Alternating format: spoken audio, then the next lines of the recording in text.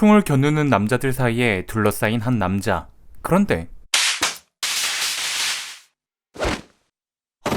이럴 수가. 오히려 총을 겨눈 사람들이 쓰러집니다. 이 남자의 이름은 마코토. 세계 가라다 대회 400판 무패의 신화를 쓰고 있는 인물이죠. 그는 왜 이 같은 일을 벌이고 있는 걸까요? 여기는 지로키치 저택. 전 세계를 뒤져 구한 알렉산드라의 녹색 황제를 전시할 계획을 짜고 있는 지로키치. 하지만 이번에도 어김없이 궤도키드는 녹색 황제를 훔쳐가겠다 예고했고, 지로키치는 새로운 방범 시스템으로 모의 테스트를 해보는데 도둑 맞을 확률 100%. AI도 고개를 절레절레 흔드는 방범 시스템. 결국 지로키치는 전시를 미루기로 마음먹는데 경호원 한 명이 들어와 홀에 웬 남자 한 명이 와 지로키치를 찾는다 합니다. 그런데 너 몰골이 왜 그래? 홀에 나가보니 그 이유를 알 것 같네요. 자신을 소개하며 전시회 때 자신을 보안팀에 껴달라 부탁하는 마코토. 마코토가 갑자기 찾아와 이런 부탁을 하는 건 이유가 있었는데, 소노코와 같이 있던 자리에서 키드 얘기를 들은 소노코가 애정 가득하게 그의 이름을 불렀고, 우리 키드님께서 또 오신다면서요? 우리 키드님?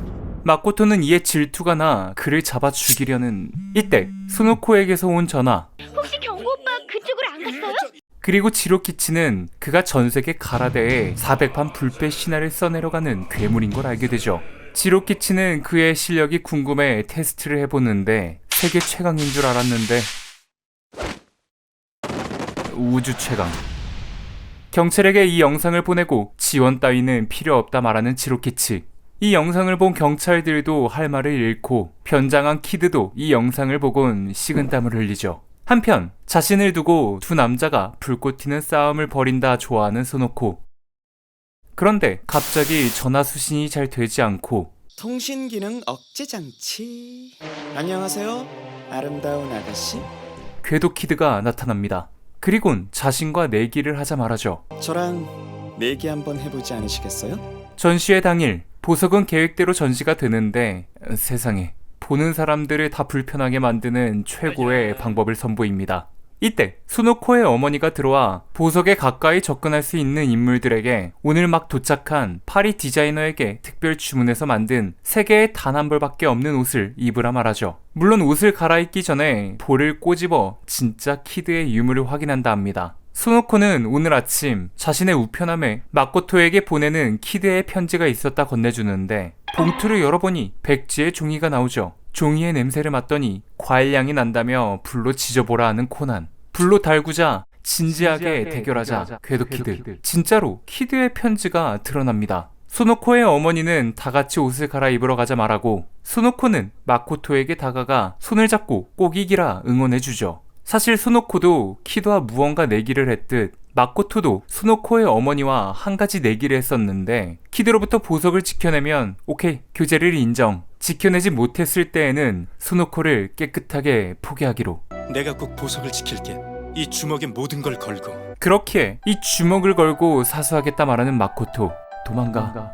키드가 도착할 시간은 점점 다가오고, 이번에도 마코토 앞으로 키드의 편지가 도착합니다. 그것도 100장이나 말이죠. 또다시 편지를 불로 달궈야 하는데 100장의 편지를 라이터로 일일이 달굴 순 없기에 양초와 촛대를 가져와 달라 부탁하는 마코토. 그렇게 편지를 불로 달궈 보는데, 난 노린 사냥감은 놓치지 않는 천하의 대도, 오라의 마술사에게 불가능은 없다. 헐, 대박. 세계 최강의 방범 시스템?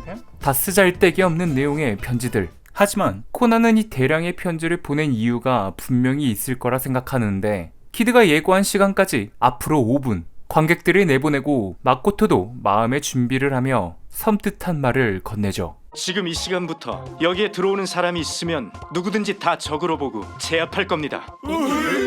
이 말을 듣고 경찰을 비롯 모두가 방 밖으로 나오는데, 코나는 편지를 수거한 경찰에게 다가가 우체국 직원이 직접 건네준 거냐 묻죠. 하지만 이 편지는 소노코가 우체부한테 받아서 건네준 거라 말합니다. 코나는 의아해하며 그때도 저 옷을 입고 있었냐 묻고, 수고 많으십니다.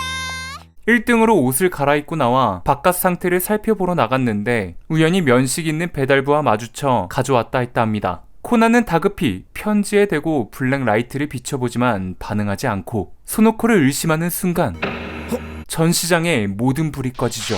그리고 수면가스가 흘러나오는데 가스 마스크를 써서 아무 문제 없을 거라 생각했지만 가스 마스크에 형광도료가 발라져 있습니다. 그리고 그 표시된 곳으로 정확히 카드가 날아와 마스크가 벗겨지고 경찰들은 잠들어 버리죠.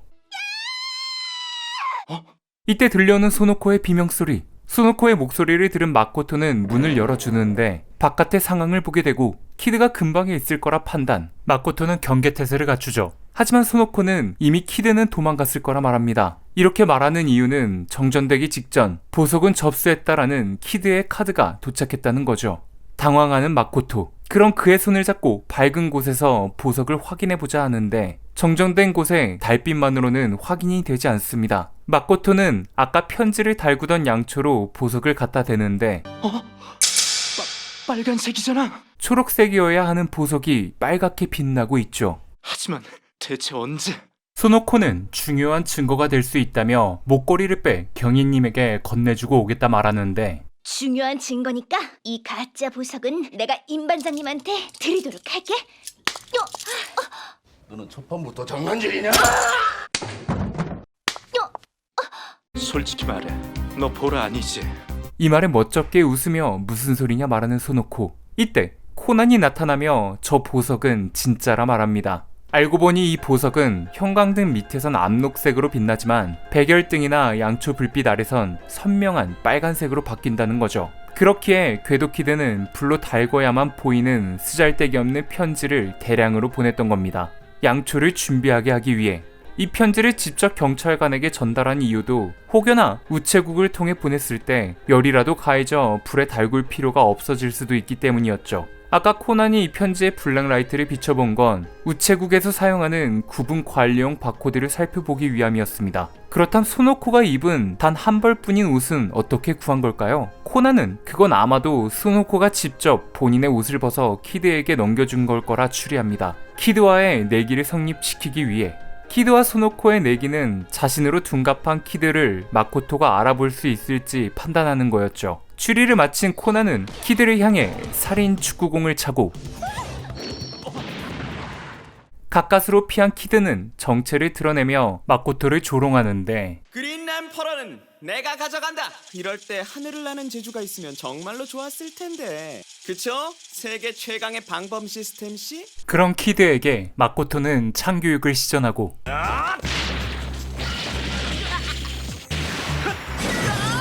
내 놈만 날 수 있다는 게 아님을 몸소 보여주며 앞으로 입조심할 것을 당부하는 표정으로 키드 앞에 섭니다. 그러며 보석과 소노코의 마음도 돌려달라 하죠. 키드는 보석은 돌려줄 수 있지만 소노코의 마음은 돌려줄 수 없다 합니다. 처음부터 자기한테는 마음이 없었다는 거죠.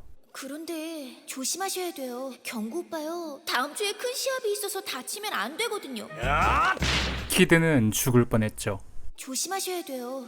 키드는 자신이 내기에서 졌다 인정하며 보석을 던지곤 도망칩니다. 이로써 마코토도 소노코의 어머니와의 내기에서 승리하게 되며 이야기는 마무리되죠. 마코토는 어떻게 키드가 소노코로 변장한 걸 알 수 있었을까요? 그건 소노코와 달리 키드의 검지와 약지가 좀 더 길어서라고 합니다. 대전 상대의 신체적인 특징을 순간적으로 파악하는 버릇이 있던 마코토의 눈썰미가 빛을 발한 거죠. 하지만 소노코는 그 이유가 마음에 들진 않는 것 같네요. 하하.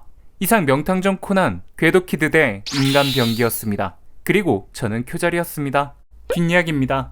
이번 편은 소노코와 마코토가 소노코의 부모님을 찾아뵈며 시작됩니다. 격투가를 좋아하는 아버지는 마코토를 마음에 들어하지만 스즈키 가문을 이어가야 하는데 전세계를 유랑하며 싸움박질만 하는 녀석과의 연애는 절대 허락할 수 없다는 어머니와 대립하죠. 소노코는 자신은 가문의 성공에는 관심이 없다며 언성을 높이는 그때 란에게서 키드가 지로키치의 보석을 노린다는 소식을 듣게 됩니다. 이 말을 들은 소노코는 애정이게 키드를 불렀고 우리 키드님께서 또 오신다면서요? 우리 키드님? 이게 마코토의 질투심을 유발해 집으로 돌아가지 않고 마코토는 곧장 지로키치에게 찾아가는 계기가 된 거죠. 코나는 그 둘 앞의 모습을 드러내며 소노코와 키드가 내기를 한 것을 알고 있었습니다. 본 내용에서는 제가 설명을 안 드린 부분인데요. 키드가 소노코를 찾아간 다음날 등굣길에 란과 코난에게 키드와 대화한 것을 말해주죠. 물론 영양가 없는 얘기에 내기에 대해서는 언급하지 않았지만 정황상 코난이 알아챈 부분이었습니다. 상황이 모두 정리되고 진짜 스노코는 옷이 통째로 벗겨져 화장실에 감금되어 있었다고 말하는데요. 이는 키드가 공범으로 몰릴 수 있으니까 그렇게 말하라고 시킨 거였죠. 지로키치는 마코토에게 보석을 지켜줘서 고맙다 인사하고 스노코의 아버지도 성실하고 믿음직한 청년인 것 같다 말합니다. 이에 골려먹는 재미가 있어요.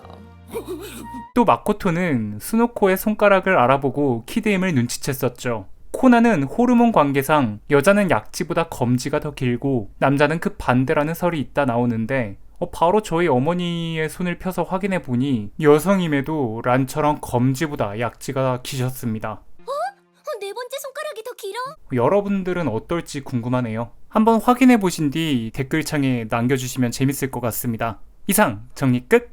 영상이 재밌었다면 구독과 좋아요 눌러주시면 감사하겠습니다.